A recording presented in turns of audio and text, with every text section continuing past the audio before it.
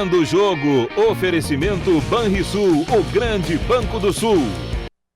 Banco Bom não tira seu sono, faz você sonhar. Com o consignado Banrisul, as taxas são reduzidas, o crédito é imediato e as prestações descontadas diretamente em folha.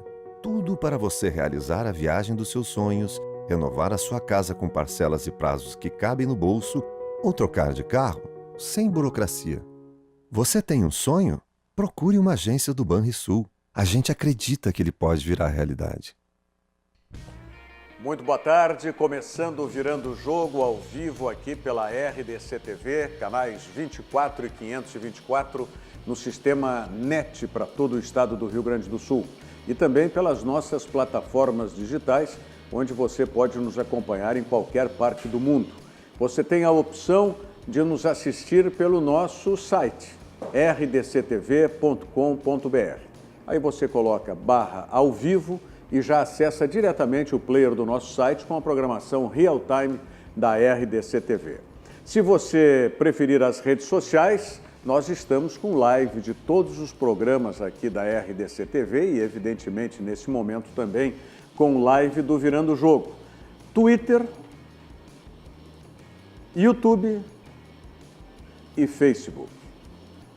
Todos, basta que você digite RDC TV Digital e você vai estar conectado conosco, porque você sabe, a RDC conecta o Rio Grande. E pelo Facebook você participa conosco, manda os seus recados, interage aqui diretamente com o Virando o Jogo. E tem também o nosso WhatsApp, que está lá com o Diogo Rossi, 99815-9990. 99815-9990, o nosso WhatsApp. Diogo Rossi, Jason Lisboa, seja bem-vindo mais uma vez ao programa. Valeu, obrigado pelo Tudo convite. bem com a Rádio Guaíba? Tudo certo, tudo bem. Abraço aos nossos colegas e amigos lá da Rádio Guaíba. Mandarei. Otávio Hoffmann da SEG, tudo bem? Lá com a SEG, com a nossa Associação dos Cronistas Esportivos Gaúchos. Tudo pronto para a nossa festa do próximo dia 10 de junho? Tudo quase pronto, né, Rogério? Estamos trabalhando para isso. Muito bem. Eu sei que vocês trabalham bastante lá, né? Mas eu sei porque eu estou lá todos os dias e sei disso. Rafael juntos. Serra, tudo grande bem, Serrinha, tudo bem? Tudo ótimo. Bem-vindo ao programa mais uma vez. Obrigado pelo convite. Mais do que nunca, bairrista agora. Bairrista, mais do que nunca, e agora todo voltado para a internet, redes sociais, porque assim como a RDC TV já faz, né?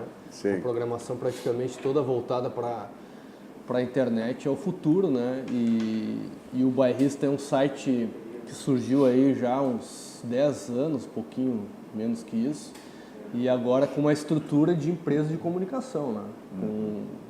Entrando forte no esporte, e aí fui contratado para isso também, lá para trabalhar com o Edu e com o Maiká, e fazendo uma cobertura não diferente da dupla Grenal, né? Porque o diferente às vezes não tem como fazer, porque é cobertura de treino, jogo, mas dando opções para quem quiser assistir, né? Opções de linguagem diferente e tal, horários também. Vamos unir aí o Bairrista RDC, já que tem, né? Vamos conversar. O DNA é mais ou menos o mesmo, claro, né? As redes sociais, enfim, bom.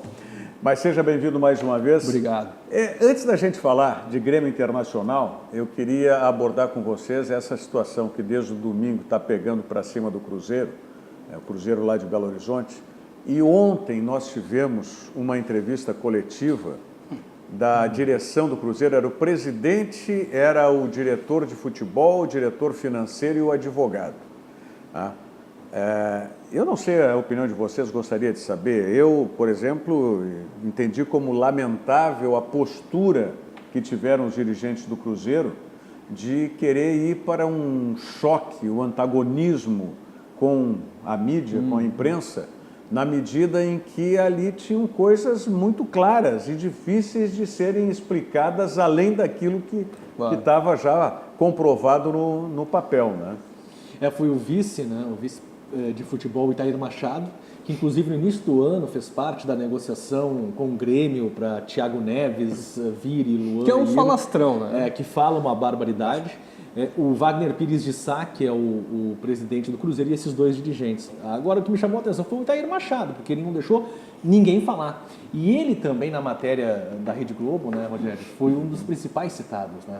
Ele, no ano passado, ganhou mais de 3 milhões de reais, 3,3 milhões de reais em salários e premiações.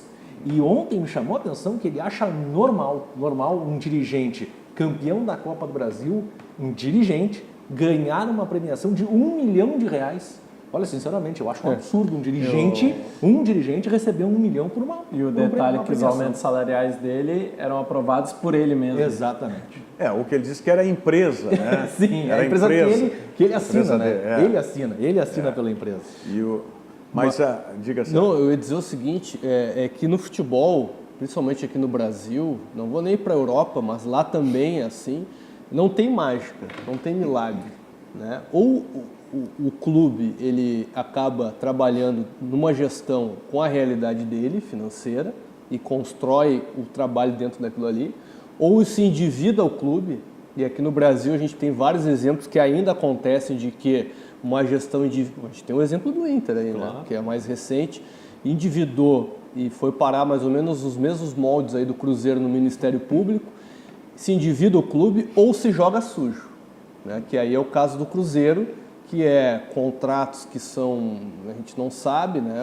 Agora a polícia que vai investigar e tal. Então não tem mistério, são 3 opções. Ou se vive dentro de uma realidade, se endivida o clube ou se joga sujo. Nessa questão do Cruzeiro, 2 situações me chamaram a atenção. Uma, questão institucional, e a outra, questão negocial. A questão negocial é aquela de que, segundo eles, por empréstimo com o empresário, né, davam 20% do passe de jogador. E segundo a explicação, não era... De uma criança de 11 anos, né? Sim. Que não pode, né? Que não pode. Tinha 11 anos o outro, 11 anos, um dos passe. meninos, né? Mas era, como eles disseram, era uma cesta de garantias. Eu nunca vi disso. Nunca vi. Cesta de garantias. Pegavam 10 meninos lá e aí tinha participação desse empresário. Não, era uma cesta de garantias. Ou seja, eles não estavam repassando os 20% de um menino de 11 anos. Eles estavam dando aqueles 20% como garantia. Ok, e se não tivesse venda, comercialização, como é que iam ser os 20%? Tá? Então, isso na questão negocial. E a outra questão institucional, e que a partir desse episódio foi cortada, que mesmo sendo conselheiro do clube, podia ter uma atividade remunerada no clube como dirigente. Por isso que vinham essas distorções aí, inclusive. Segundo o presidente Wagner Pires de Sá ontem na entrevista coletiva, esses 13, 14 conselheiros que recebem do Cruzeiro já vinham recebendo de administrações anteriores. Então, o que essa nova administração fez? Direito adquirido. Eles já recebiam, só mantiveram o acerto, o acordo para essa atual gestão. E agora vai mudar, né? Agora vai mudar a partir disso, porque se o torcedor quer ser conselheiro do clube, ok, ele seja conselheiro. Agora, se ele quer trabalhar no clube, sendo remunerado, então se licencia do conselho. E as organizadas. Eu ia comentar sobre isso. Várias formas que o clube arrumou de conquistar a maioria ali no conselho e o apoio da torcida, que é a forma mais fácil de ganhar as eleições. Então, bancando as torcidas. Bancaram as torcidas. E bancando festa para os conselheiros do clube também. 8 mil reais, né? A máfia azul recebe por mês. E 6 mil a China. E 6 mil a China. Ontem e detalhe, né? O problema é o seguinte, claro, coisas piores poderiam ter acontecido, mas, por exemplo, tem um jogador citado na matéria, que é o Murilo, o zagueiro, 7% dos direitos dele Quase veio pro Grêmio, né? Exato, é isso que eu ia citar. Se o Grêmio tivesse comprado daqui a pouco o Murilo do Cruzeiro, sabe-se lá para onde iriam esses 7%.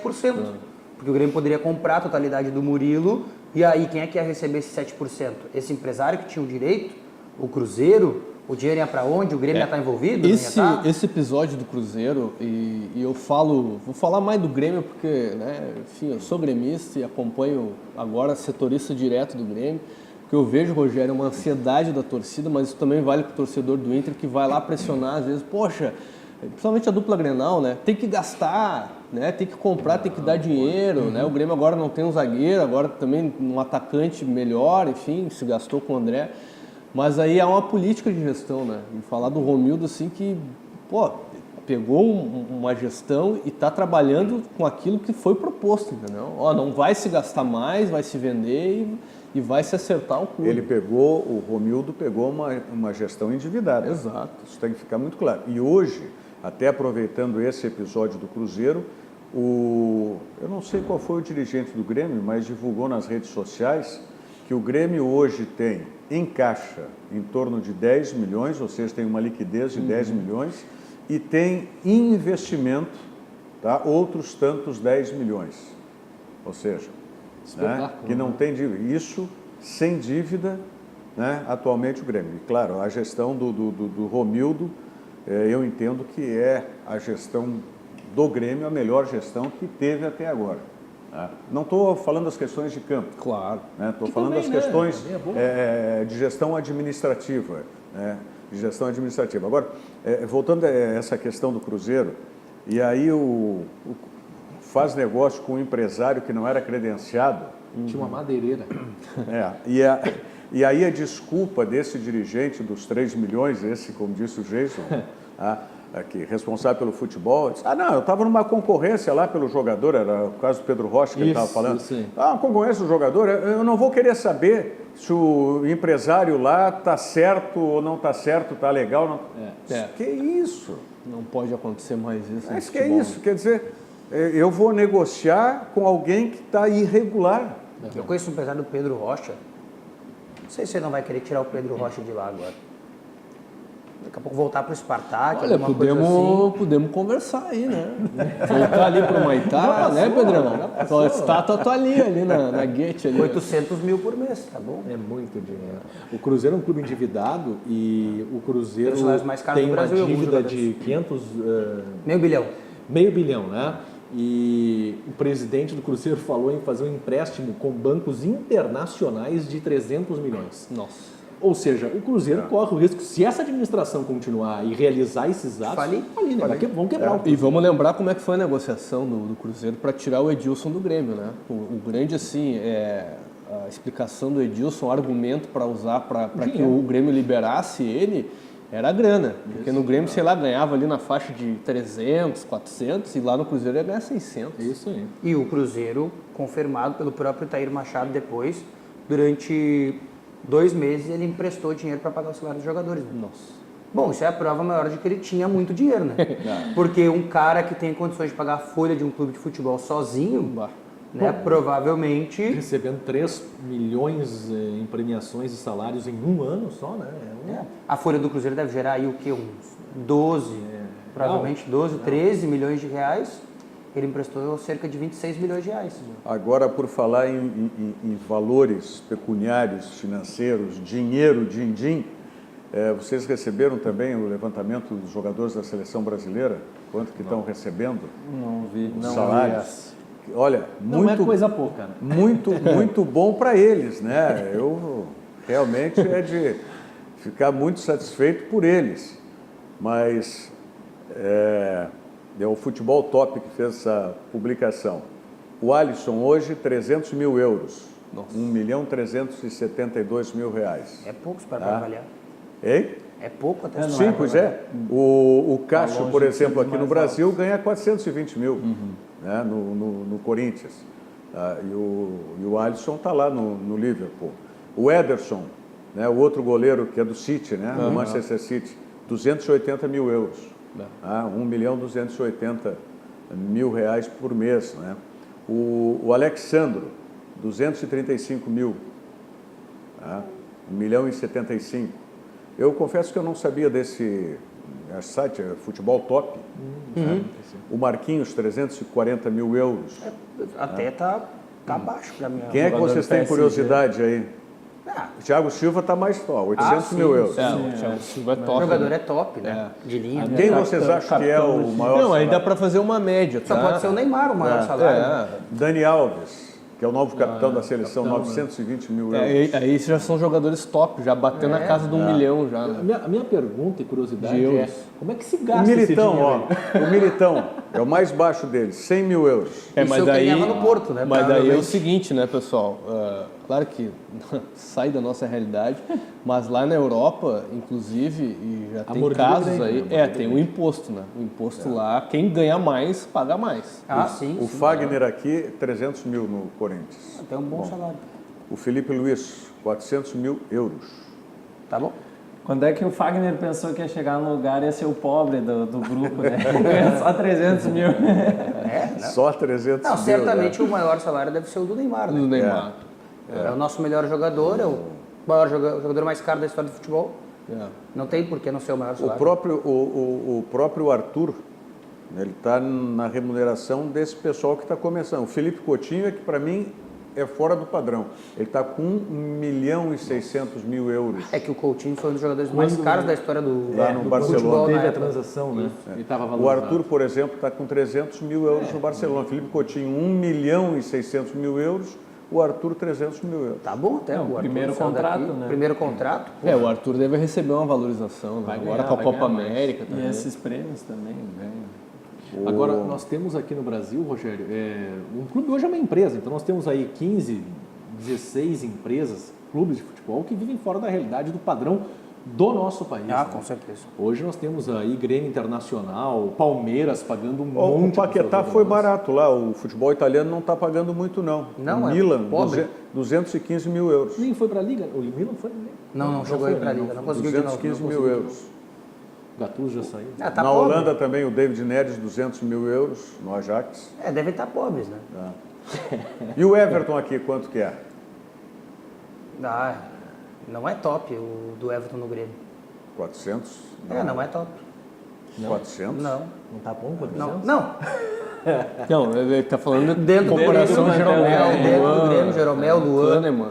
Agora, sim. esse é um jogador que Michael. evoluiu muito, né? A gente tá falando, não só no salário, o Everton, mas o Everton, jogador, pessoa, nossa, o que evoluiu nos últimos 2 anos é Neymar, quanto? impressionante. Deve ser uns 2 milhões.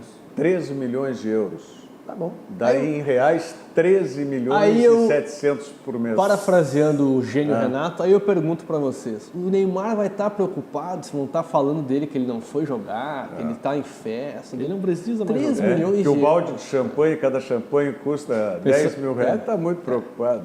Tá bom. Daí o salário do jogador é...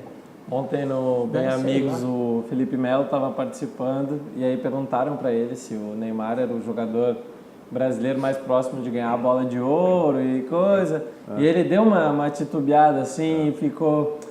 é que o Neymar gosta de aproveitar a vida, não sei. Já falei para ele que ele tem que buscar ser campeão do mundo e aí ele vai estar mais perto da bola de ouro. Concordo. Mas o Felipe Melo acabou deixando. Quando o assim, essa Felipe coisa. Melo O é jogador voz da ganha muito. razão, é porque... mas aí é personalidade e cultura, né? Porque eu vou pegar o ídolo do Diogo Rossi, que é Cristiano Ronaldo. O Diogo Rossi tem toalha do Cristiano Ronaldo, Quase. tem guardanapo do Cristiano Ronaldo. E aí o Cristiano Ronaldo ganhou tudo e ele tem o desafio pessoal de bater marca, de ser um cara, né, disciplinado. Mas e- são atitudes diferentes, né? Sim, mas aí que tá, Tanto Rogério, dentro talvez, quanto fora de talvez campo, né? a habilidade, né, o skill lá do jogador, talvez seja o Neymar seja mais que o Cristiano Ronaldo. Mas o Cristiano Ronaldo ser. é um profissional, entendeu? É um disciplinado, um cara que o Neymar não é assim. E outra, o Felipe Melo, ele é bem maluco, né? O Felipe Melo tem os seus problemas. A entrevista dele Dentro foi uma de loucura. campo, ele às vezes é perigoso jogar contra o Felipe Melo e ele é desleal às vezes. Mas ele tem declarações muito honestas. Eu gosto, às vezes, de parar e ouvir o Felipe Melo.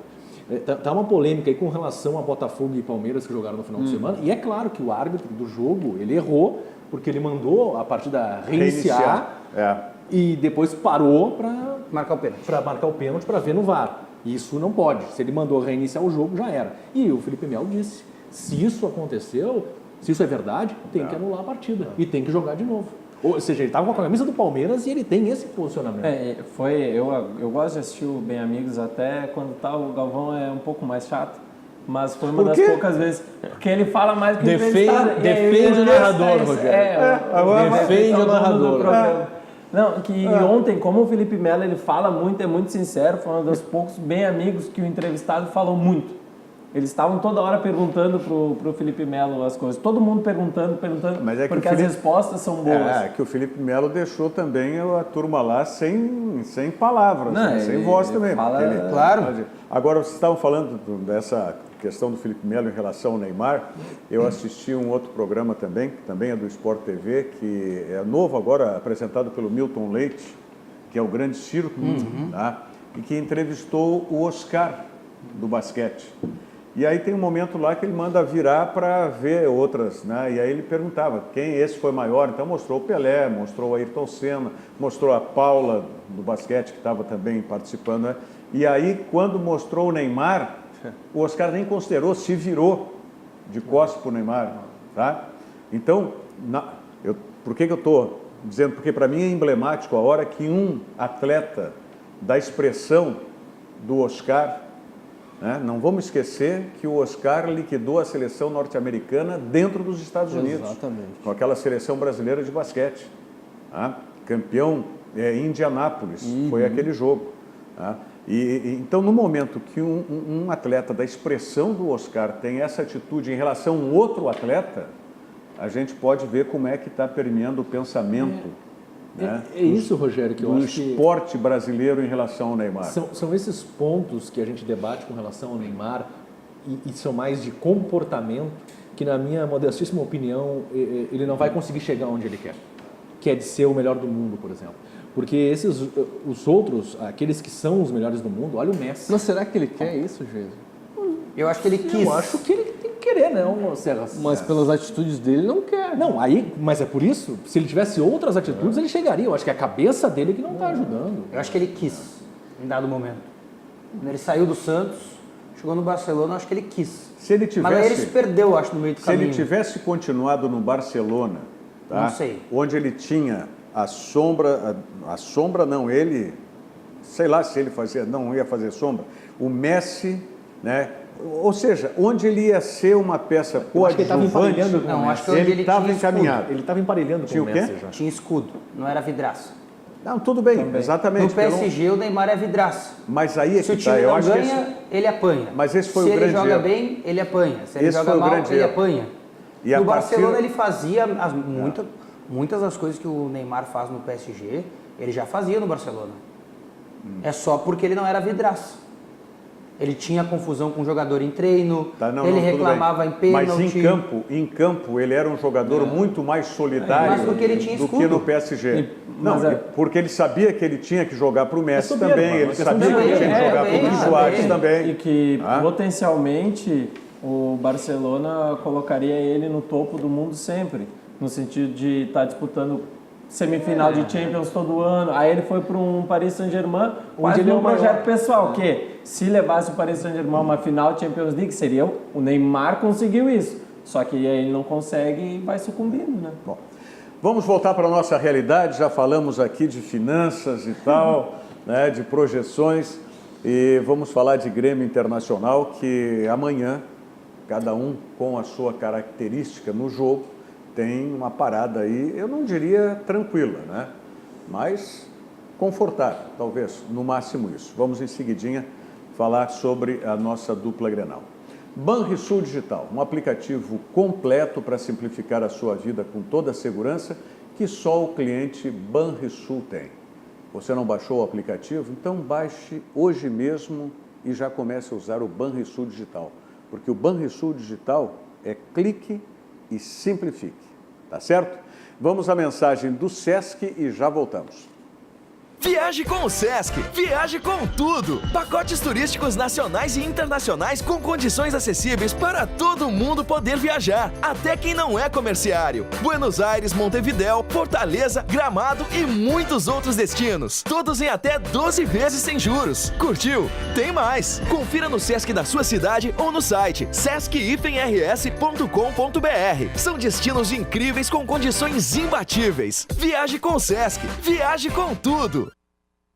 Por falar em viagem, viajar com o Sesc, o Internacional está viajando, está lá no norte do país, está em Belém do Pará para enfrentar o Paysandu. 3-1 no primeiro jogo é um resultado confortável o Internacional, no entendimento de vocês? Tá morta a cobra, né? Paysandu Paysandu, demitiu pelo o amor de treinador. Deus. Paysandu não tem nem analista de desempenho mais, tá? Demitiu todo mundo. Vamos acompanhar então a reportagem do Pedro Oliveira, que nos fala mais aí sobre essa situação de Inter e Paysandu. Pedro. Agora o foco do Colorado muda novamente para a Copa do Brasil, onde já tem a sua classificação encaminhada para as quartas de final. O clima do seu adversário não poderia estar pior. Visto como azarão por jogar na Série C e estar nas oitavas da Copa do Brasil, o Paysandu ainda demitiu o seu treinador, Léo Condé, depois da derrota para o Boa Esporte no último domingo. Quem comandará a equipe de Belém na quarta-feira será o interino, Leandro Niehues. No lado do Inter, a situação não poderia estar melhor. Empatou, é claro, contra o Santos pelo Brasileirão, mas o clima que ficou foi de que o Colorado fez um grande jogo. Os caras estão sentindo a pressão. Eu imagino o vestiário dos caras. Pô, irmão, batemos de frente com o Inter e não deu. Aí a gente pega o Cruzeiro, cara, pegamos o River, porque, pô, nós merecemos, cara. Não é uma questão de nós podemos chegar, não, nós já estamos fazendo por onde, cara. Nós já, vamos colocar isso no nosso coração, já estamos fazendo por onde, a gente já paga um preço caro de preparação, a gente tem um ambiente sensacional. Sem o gol qualificado, o Colorado precisa sofrer uma derrota de no mínimo 3 gols de diferença para não passar às quartas de final. Assim, o Oderhelman terá o reforço de Zeca, que cumpriu suspensão na última rodada do Brasileirão, mas pelo lado ruim, terá o desfalque de Camilo, que está sendo negociado com a Chapecoense, e Iago, que vai se juntar à seleção brasileira sub-23. Desta forma, Odair deve mandar força máxima contra o time do Pará, com Lomba no gol, Zeca na direita, Emerson Santos e Cuesta os zagueiros e Wendel na esquerda. Lindoso e Edenilson os volantes, Nico Lopes, D'Alessandro ou Guilherme Parede Nonato e Paulo Guerreiro. O nosso grupo é muito forte e entra um, sai outro, entra um, sai outro. Hoje tá o Emerson jogando, o Iago vai para a seleção, vai entrar o Wendel e, cara, o nosso grupo é muito forte. Eu sinceramente não sabia dessa liderança do Marcelo Lomba aí. Mas é um cara que aparece pouco, né? Não, mas eu acho que as atuações dele ajudam fizeram essa liderança natural, acho. Pois é, mas é pela situação atual dele. Eu acredito que sim. Ele ascendeu essa liderança ou já era uma característica do Marcelo? Eu acredito que seja uma coisa de agora. E quando o goleiro acaba salvando o time em algumas situações, ele acaba tendo moral para falar para os outros, né? Para dar um puxão de orelha, para apoiar, para todas essas coisas. Porque quem é que vai dizer para ele, Lomba, não pode falar? Não, ele está salvando tudo lá atrás. Então ele tem essa moral. Eu acho que é um pouco de cada e mais também na posição, né? O Rogério Amaral foi goleiro. É um bom goleiro, dizem. Mas a posição de goleiro, claro que quando a parte técnica também, quando ela se sobressai, porque a gente não vê um jogador médio ruim ser líder. Tá? A gente só vê o cara que tecnicamente ele chama atenção. Então o Lomba, claro, ele chama atenção, mas também ele é goleiro. Ele é uma posição ali que requer liderança, né, do sistema defensivo principalmente. Não, mas eu entendo exatamente isso. Talvez até o goleiro, pelas características, tenha uma tendência natural à liderança. Mas também tem muitos que são liderança dentro de campo e não fora. Isso, eu não sabia essa do Marcelo Lomba fora de campo. Tá? Agora, dentro de campo, sim, a gente já via a liderança dele. Agora, tem alguns goleiros aí que não são líder nem dentro nem fora também, né? Sim. Claro. Sim. Não. Mas o goleiro, eu não sei se é o goleiro, acho que o atleta de maneira geral, concordo muito com o que o Otávio disse, é a atuação dentro de campo. Um cara pode não ter o espírito da liderança, mas as atuações, e eu acho que não é só no futebol, é no esporte de maneira geral, se o cara se destaca, ele acaba gerando uma liderança técnica para os seus companheiros. E ele tem essa liberdade também de poder dizer alguma coisa, de poder ampliar a qualidade dos seus jogadores, dos seus parceiros, de estar lado a lado. Acho que o Marcelo Lomba cresceu nesse meio. E ele tem um concorrente muito forte, né, de liderança. O Danilo Fernandes, ele é conhecido por ser um cara de liderança. Então ele também tem que agregar agora, além da qualidade técnica, também essa qualidade dentro E do grupo, o né? Lomba tá tão líder, que até já escalou no finalzinho ali o Wendel. O Wendel. Não joga o Iago, joga o Wendel. Por falar nessa tua observação aí, é oportuna, gente, porque a dúvida estava ali entre o Paredes de novo e o D'Alessandro. Eu entendo que agora para esse jogo tem que ser o D'Alessandro para jogar, não sei. Se vocês também compreendem dessa maneira. Ninguém leva o D'Alessandro pro Pará para ele não jogar, né?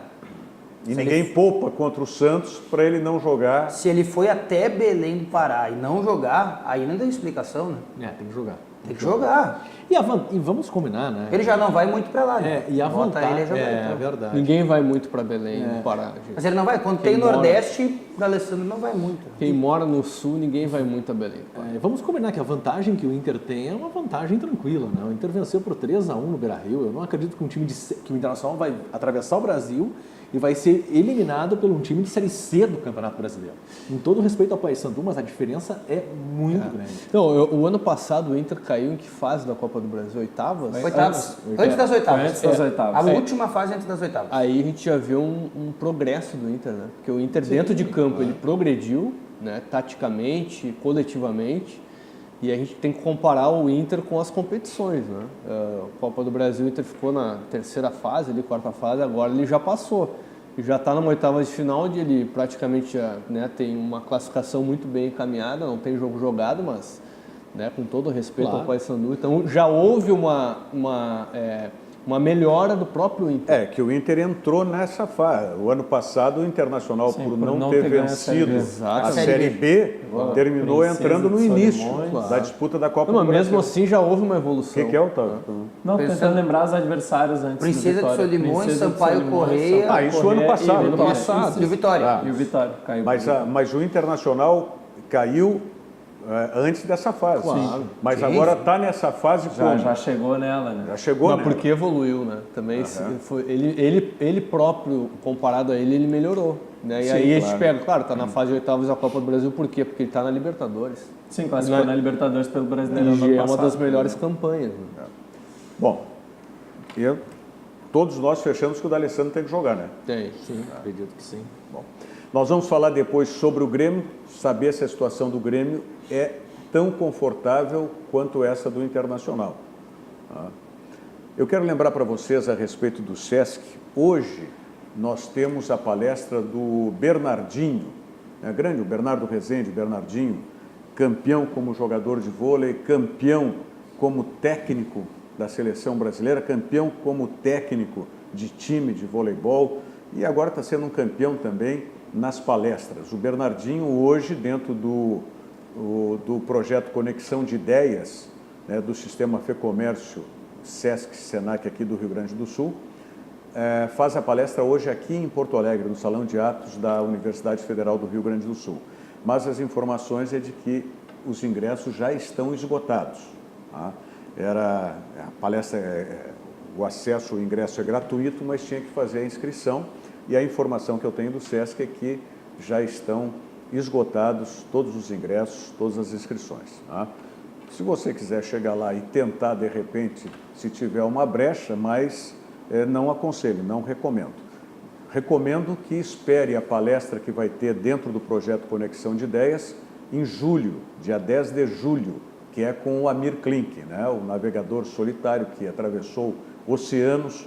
O Amir Klink vai ser o próximo palestrante aqui em Porto Alegre do Conexão de Ideias. Tá? E o SESC também é um dos realizadores do Dia do Desafio que acontece amanhã, dia 29. Então nós temos amanhã, até eu já vou trazer aqui, mostrar a camiseta desse ano do Dia do Desafio. Ó, Dia do Desafio é a camiseta desse ano aqui, ó. Você mexe, o mundo mexe junto. Dia 29 de maio, amanhã, portanto, é o Dia do Desafio. A realização é do Sistema Fecomércio Rio Grande do Sul, o SESC, que organiza, né, junto com a Prefeitura Municipal de Porto Alegre. E amanhã nós vamos estar falando mais sobre isso. E o Grêmio vai ter esse desafio amanhã também. Não sei se entra para computar aí pelo Dia do Desafio, Acredito que não, porque o jogo do Grêmio é 21h30 e o dia do desafio fecha, me parece, às 18 horas. Mas vamos falar do Grêmio em seguidinha. Confira a mensagem da Tri Táxi Aéreo e nós voltamos com o Grêmio.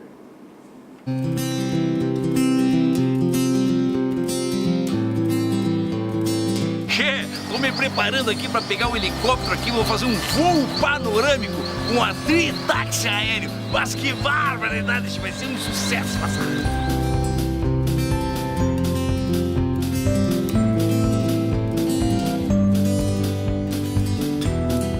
Mas olha só a cascata do Caracol aqui em Canela. Que coisa linda a natureza, né, Che?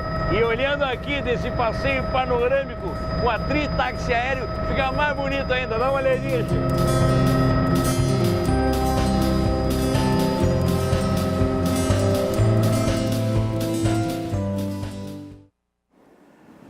E aí, senhores, e o Grêmio, uma situação confortável tanto quanto a do Internacional, porque joga em casa, claro, ou o Juventude pode também repetir o jogo lá de Caxias do Sul, o 0-0?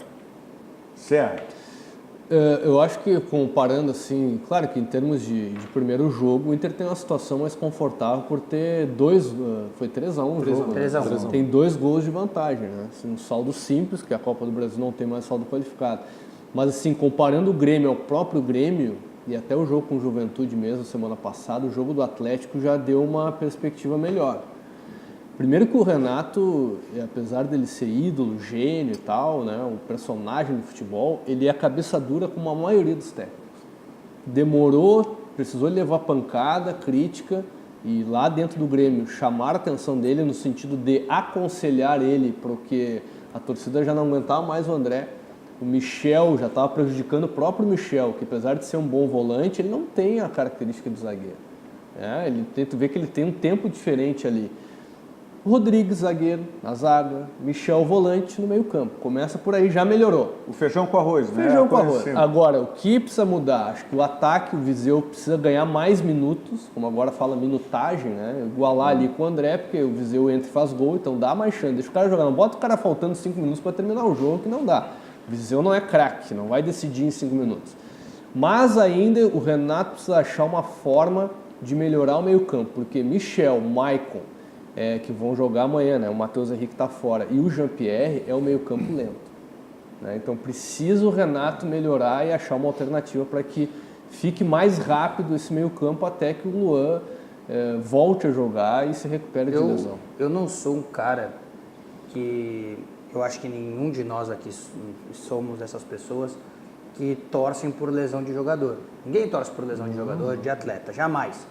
Só que é inegável... De ninguém, né? De ninguém, não de ninguém. Torce pelo infortúnio de ninguém, né? Mas é inegável que, às vezes, as lesões, elas ajudam os treinadores. Por quê? Quase que, tradicionalmente, os treinadores são como o Serra disse. Teimosos, cabeça dura, tem dificuldade de aceitar as dificuldades. Amanhã o Grêmio não tem o Alisson. Não tem o Alisson à disposição. Um jogador que não tem como jogar. Uhum. E o Tardelli também não tem como começar a partida ainda, porque fisicamente... O Alisson por lesão. Isso, sim. O Alisson por lesão.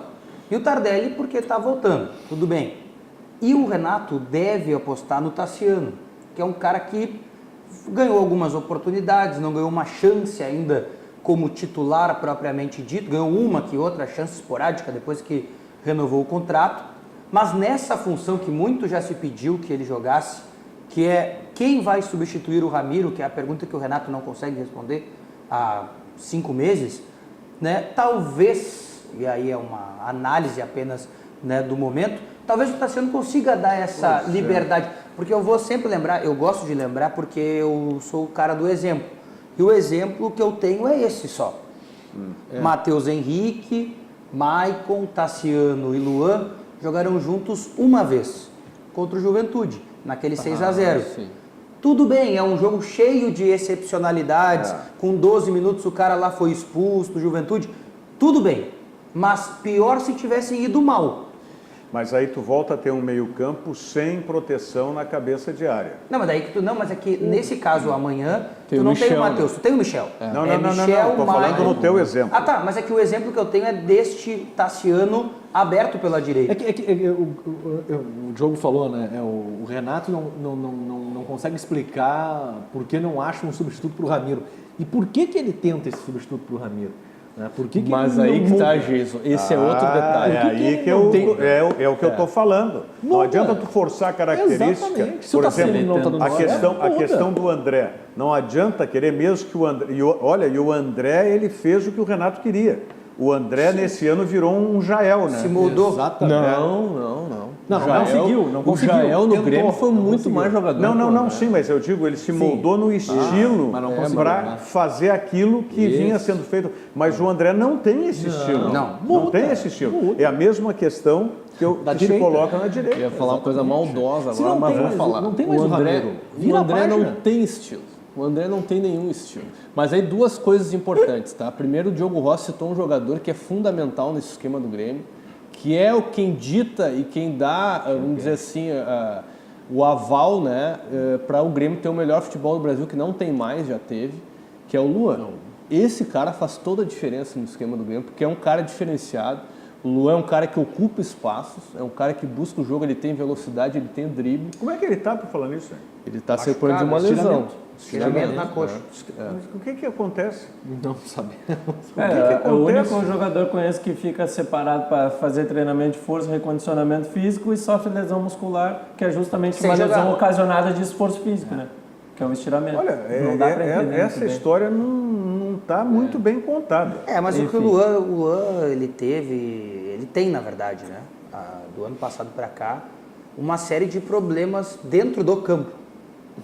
Eu não vou falar de problemas fora de campo, porque eu não sou desse tipo de pessoa, não gosto para mim. Não, tudo bem, então, mas se o problema... Mas é que o problema dele não tem vindo de fora do campo para dentro do campo. Mas quem garante?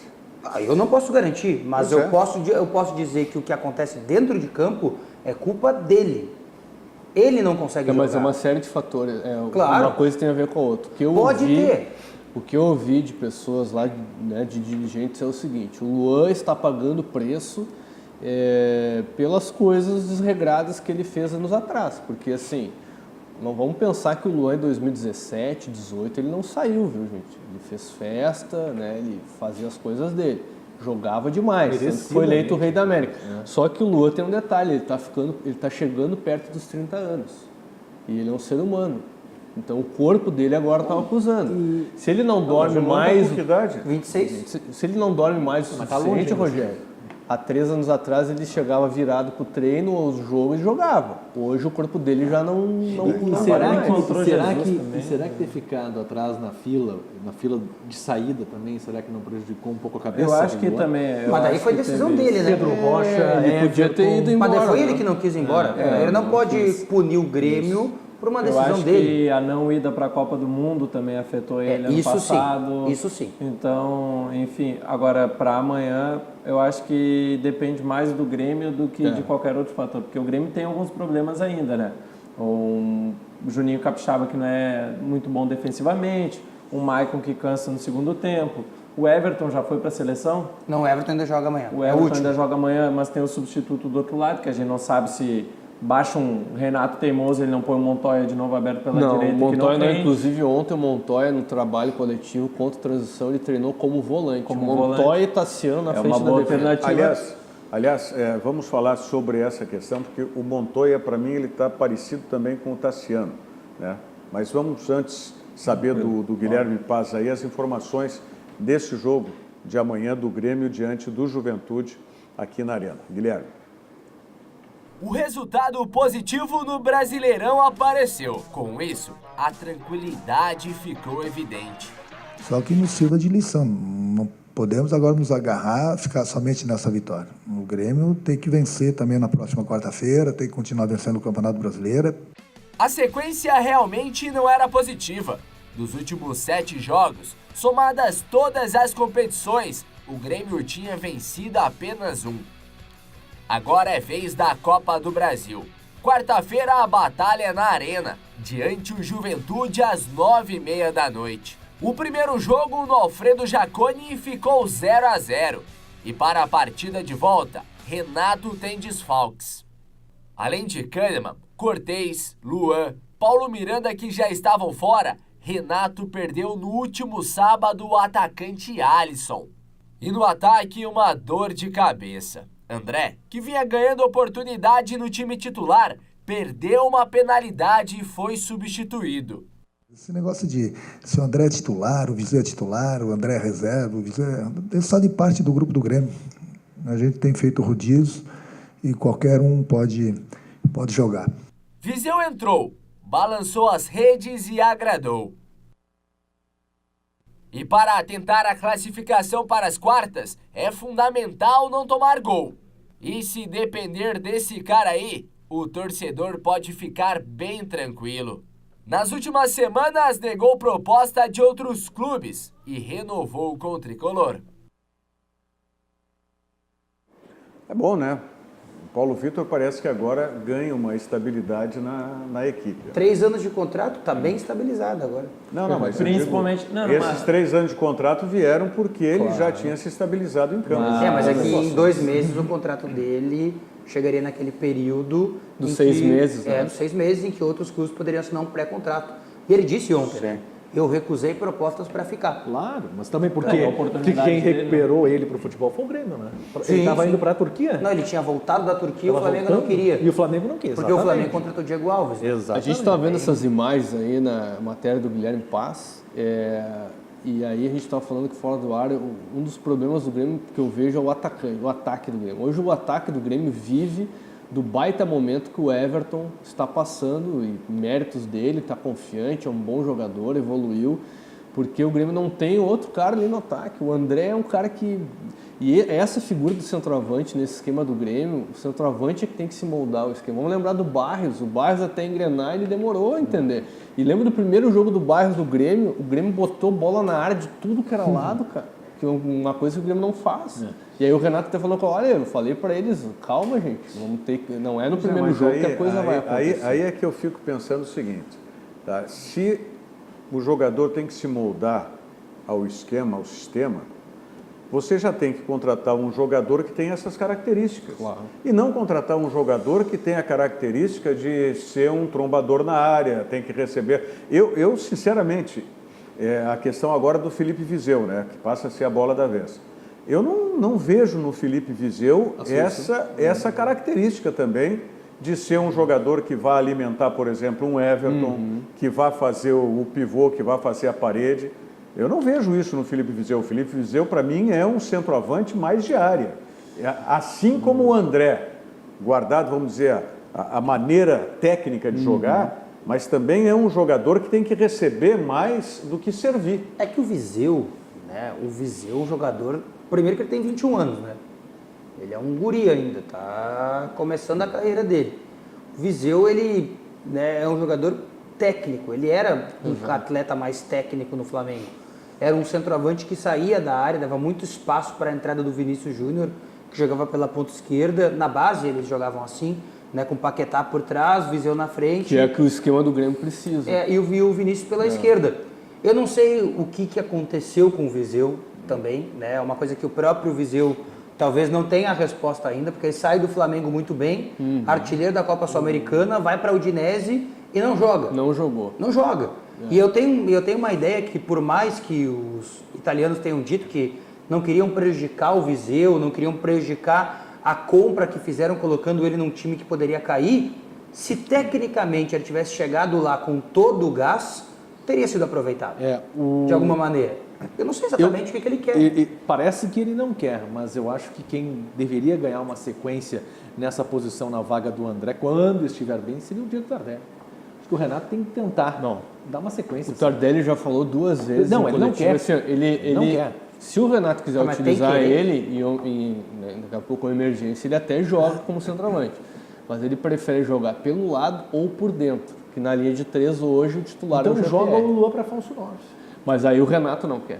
O Renato já disse que, olha, falso 9 eu só jogo em emergência. O Renato gosta de centroavante. Só tu pegar os times do Renato. Claro. Agora me parece que tem que falso centroavante. Tem que haver uma definição. Vocês falavam antes a questão do Tassiano. Tudo bem que o Tassiano está procurando o espaço dele e talvez até o lugar dele. Né, que hoje ele já não tem mais méritos para tê-lo, né? Como assim? Ele teve no princípio do Campeonato Gaúcho, ali daquele jogo do Pelotas em diante, ele teve muito mérito para ser titular e ele perdeu por culpa própria. Mas por culpa própria ou porque ele está sendo ora utilizado como um primeiro volante, como ele já foi, ora como um segundo volante, ora como um jogador para substituir a posição do Luan, que já entrou, ora no lado direito. Mas aí é o pecado do jogador que faz várias funções. Não, tudo bem, mas aí daqui a pouco ele não vai se fixar se o treinador... ele quer jogar, né? Aí é que está, tem os dois lados, ele se sujeita a isso. Exatamente. Mas até que ponto isso vai ser benéfico foi num determinado momento, como disse o Diogo. Mas daqui a pouco isso já pode também ter significado para ele um prejuízo. E se o treinador não definir uma posição, é a mesma questão do Montoya que vocês falavam. Exatamente. O Montoya é o jogador para compor pelo lado direito? Parece que não é. Não é. Contra o Juventude, lá em Caxias, olha, sem mentira, eu acho que o Tassiano ficou aquecendo na beira do gramado uns 15 minutos. Sim. Uns 15 minutos. E o Renato falava com ele, e ia caminhava na área técnica, falava com ele. Aí o quarto árbitro chegou na área técnica e mandou o Tassiano voltar para a linha de fundo, onde os jogadores estavam aquecendo. Aí botaram ele. Aí o Renato botou ele em campo. Mas já foi o quarto árbitro que escalou o Tassiano. Nos treinamentos, o Tassiano tem sido utilizado pelo lado, né, naquela função ali do Alisson, e acho que ele entrou contra a Católica ali, depois ele passou para o meio, que daí saiu o Jean-Pierre. Ele tem sido utilizado nos treinos pelo lado e por dentro como um meia, naquela linha de 3 por dentro. Ontem, e às vezes acontece, aí claro, porque né, os titulares estão fazendo a manutenção na academia e tal, ele treinou mais atrás como um parceiro ali na volância do Montoya.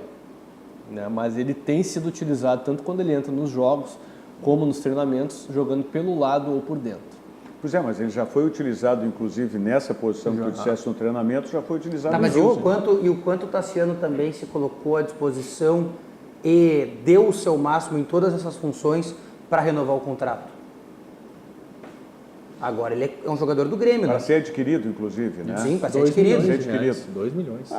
Pois essas são as circunstâncias que eu disse. No momento isso pode ser positivo. Só que eu acho que o grande daqui a pouco já não é mais. Só que eu acho assim, Tassiano é daquele tipo de jogador que é o cara que o torcedor do Grêmio gosta do estilo dele, mas é aquela coisa, se aparecer um Tardelli da vida, não é só do Grêmio, é qualquer torcedor de qualquer clube.